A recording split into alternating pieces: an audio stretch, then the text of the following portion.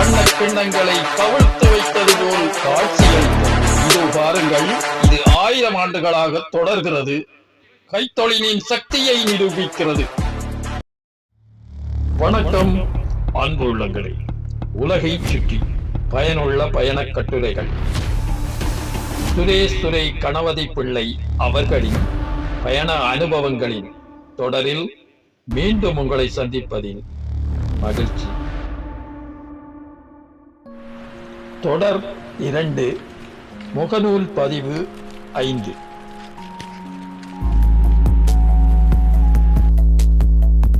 பல ரகசியங்களை மறைத்து வைத்திருக்கும் பழைய மதீனாவின் குறுக்கு வழிகளில் நடந்தபோது அவற்றின் மிகவும் பிரபலமான ஒரு இடத்திற்கு வந்து சேர்ந்தேன்.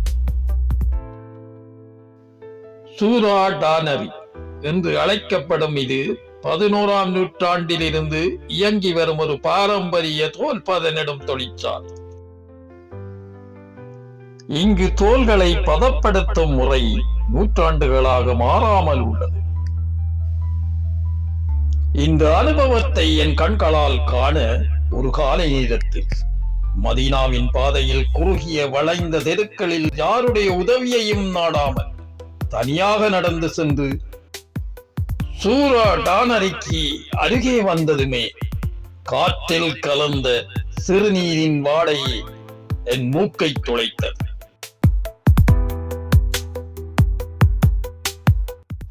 இலக்கை அடைந்து விட்டேன் என்று உணர்ந்தேன்.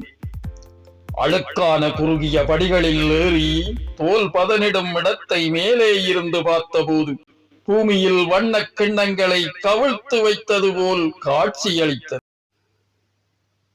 மொரோக்கோவின் பேஸ் மெடினா நகரத்தில் உள்ள இந்த இடம்தான் உலகின் பழமையான மற்றும் பாரம்பரிய முறையில் செயல்படும் தோல் பணி நிலையம் ஆகும். இன்று வரை மொரோக்கோவின் பாரம்பரிய தோல் வேலைப்பாட்டை அப்படியே பாதுகாத்து வருகிறது. பல வண்ணமயமான நீர்த்தொட்டிகள் நிறைந்த அந்த இடத்தில் நின்றவுடன் பழமையான முறையில் வேலை செய்யும் தொழிலாளர்கள் ஒரு அசாத்தியமான அழகான தோற்றம் உருவாக்கும் வண்ண நிறமிடும் குழிகள், இது அனைத்தும் ஒரு இயற்கை ஓவியத்தை போல் இருந்தது.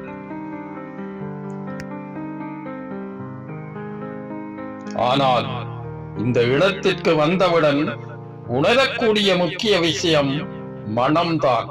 தாங்க முடியாத அளவிற்கு நாட்டம். உண்மையில் இந்த இடத்தில் விலங்குகளின் தோலை உலர்த்தும் மனம் மிக கடுமையாக இருந்தது.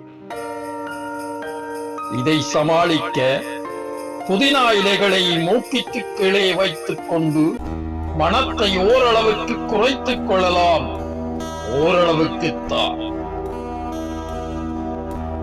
தனியாக அங்கே நான் நுழைந்ததை கண்ட ஒரு தொழிலாளி என்றார். இதோ பாருங்கள், இது 1000 ஆண்டுகளாக தொடர்கிறது. அவரது கைகள் சாயத்தில் மூழ்கின. மனம் கடுமையாக இருந்தாலும் அந்த கலையின் முன் மூச்சு தானாக நின்றது. ஒரு தொழிலாளர் தோல்களை பதப்படுத்தும் செயல்முறையை விளக்கினார்.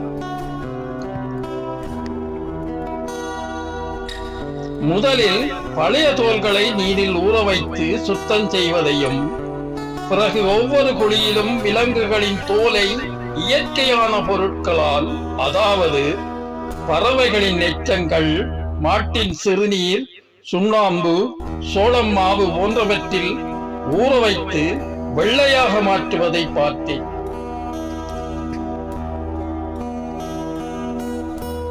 பின்னர் பெரும் குழிகளில் செயற்கை இல்லாத இயற்கை வண்ணங்கள் சேர்க்கிறார்கள். குங்குமப்பூ, இஞ்சி கழிவுகள், மரங்களின் தோல்கள், செடிகளை பயன்படுத்தி தோல்களுக்கு நிறம் சேர்க்கிறார்கள். இங்கு உழைக்கும் தொழிலாளர்கள் எந்த ஒரு நவீன கருவிகளும் இல்லாமல் கைகளினாலே அசாத்தியமான உழைப்பை வழங்குகிறார்கள்.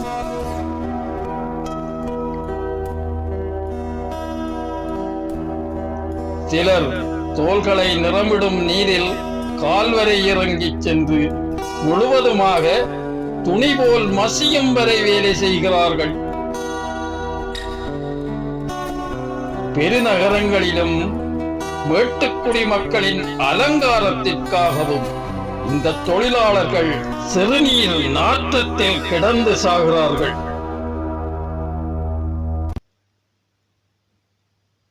அந்த இடத்தில் இருந்து தோள்களை வாங்க விரும்பினால் அருகில் உள்ள கடைகளில் அடிகலன்கள், கைப்பைகள், காலணிகள், பேஸ்கள் போன்ற தோல் பொருட்களை வாங்கலாம்.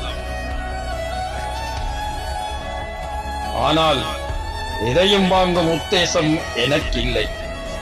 இன்னொரு முக்கியமான விஷயம் என்னவென்றால், இது வெறும் ஒரு சுற்றுலாத்தலம் போல் தெரியவில்லை. மொரோக்கோவின் பாரம்பரிய கலையின் ஒரு பாகம் இது.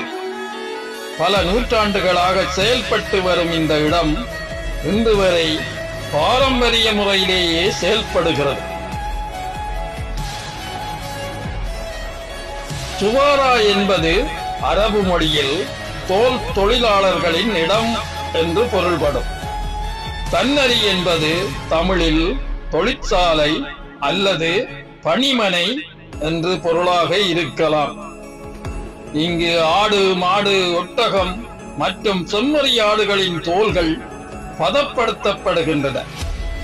இந்த செயல்முறை 3 முக்கிய நிலைகளை உள்ளடக்கியது. முதலில் மிருதுவாக்குதல்.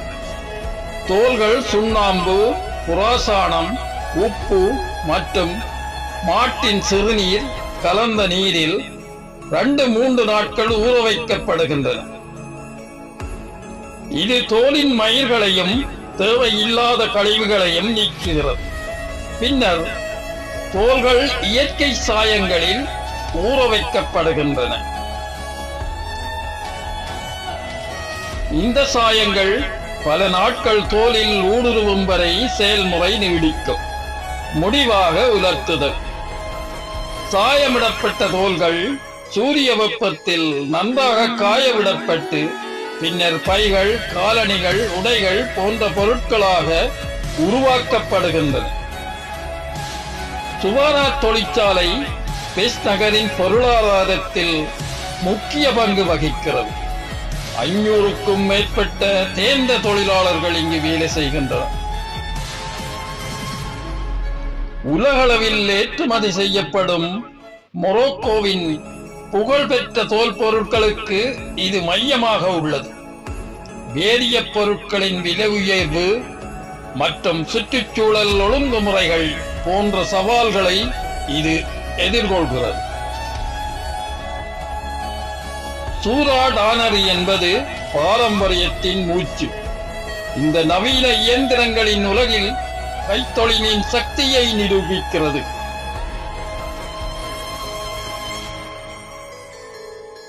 கடுமையான வாசனை மற்றும் வெயிலின் சூடு இருந்தாலும் இந்த காட்சி மொரோக்கோவின் கலாச்சாரத்தை புரிந்து கொள்ள உதவியது. பெஸின் சூரா டானரி ஒரு நிறங்களின் புராணக் கதை. நாற்றம் கடுமையாக இருந்தாலும் இதன் அழகான தோற்றம் என் மனதை வென்றது. நன்றி.